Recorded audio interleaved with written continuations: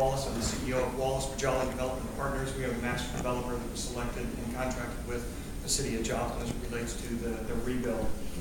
I stand here before you on behalf of the leadership of the city of Joplin, and more importantly, on behalf of the 50,150 individuals that call Joplin home.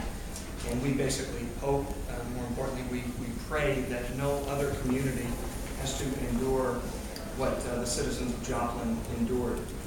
But out of this, we're looking at this as a lesson learned, and in effect of using best practices. Senate Bill 74 will be very helpful in connection with the economic development tools that are in that economic development toolbox in the event, God forbid, this happens again in another community. As you're aware, it supplements existing Missouri TIF and museum district laws to make it easier for communities with a disaster area to take advantage of the incentives under both statutes. The senator already reminded you of all the specifics about the disaster, but it was truly a devastation for the community. However, from the beginning, Joplin has truly been a standard bearer as it relates to search and rescue, as it relates to debris removal, as it relates to recovery, and now redevelopment. The leadership in the city of Joplin has been phenomenal. Many communities would sit by waiting for private sector developers to come to the table. The leadership in the city of Joplin basically reached out to the private sector in a public-private partnership, which we serve in that private sector role.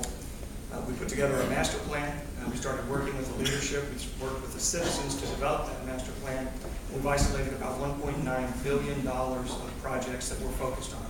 We've already rolled out the first $800 million in connection with those projects, which represent about 19 projects. In fact, this last Monday night, the first library/theater combination in America was approved unanimously by the City Council and the citizens of Joplin. These assets are going to have a significant economic impact on the community. In fact, one of the assets that this TIF legislation would assist would have a $50 million a year economic impact to the city of Joplin. That's a significant economic impact. As master developer, we have a number of folks within our firm that have served on the public sector as elected officials, economic development directors, with different cities. I served as a 3-term mayor in my community. While I was mayor, we did over $3 billion of public-private partnerships in real estate alone.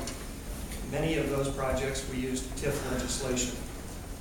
Unfortunately, because of the storm, the economics are such that with the rental income, whether it's retail, whether it's office, or whether it's an individual's home where they were renting before, just the replacement cost, unfortunately, is much higher than what they were paying before. So many people are priced out of their homes.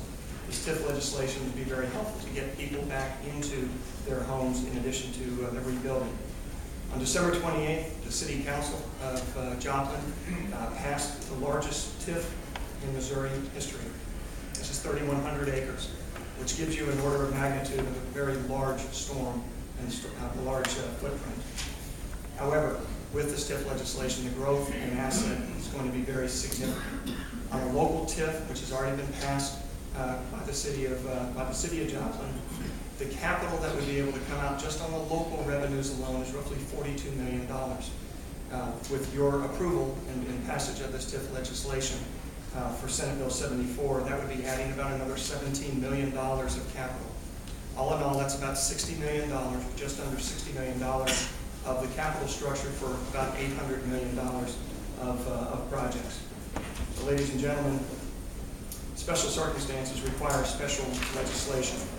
A TIF for a devastating disaster zone is different than regular TIF. We are not just building a retail strip center. We basically are rebuilding the heart and soul of the community. We're rebuilding schools, infrastructure, cultural assets, city amenities, many of which we would not be able to build. We would not be able to move forward without this TIF legislation. The bottom line is that this creates new assets, new revenues, new tax increment. Local TIF, as I mentioned, is projected to bring in $42 million. With your approval, it will be another $17 million over the next 23 years. But for this disaster recovery legislation, many of these assets would not move forward. I know that the next witness is going to be talking. He's the city attorney for the city of Joplin, and I know that he is going to reinforce the fact that every single taxing district in the city of Joplin, whether it's the county, whether it's the city, whether it is the school district, and I repeat, the school district, have all signed off on this and provided letters of support. In talking with the senator before he would move forward on this bill, he wanted to make sure that every single taxing district was in favor of this legislation. We are all standing shoulder to shoulder. The citizens are standing shoulder to shoulder, and we look forward to standing shoulder to shoulder with all of you as well. And with that, I'd love to open it up for questions. Any questions for this witness? Thank you. Thank you. Next, Mr. Chairman, is the city attorney